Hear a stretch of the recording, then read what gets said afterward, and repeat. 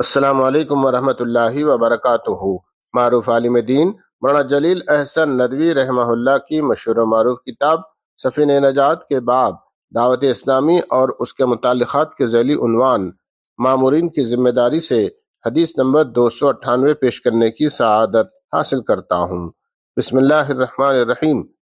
رسول اللہ صلی اللہ علیہ وسلم نے ارشاد فرمایا، امیر جماعت کی بات کو غور سے سننا اور اسے بجا لانا مسلمان کے لیے ضروری ہے، چاہے وہ حکم اپنی طبیعت کے لیے خوشگوار ہو یا ناگوار، بشرطے کہ وہ حکم معصیت نہ ہو، اور اگر وہ حکم خلاف شرع ہو تو نہ سنے نہ مانے۔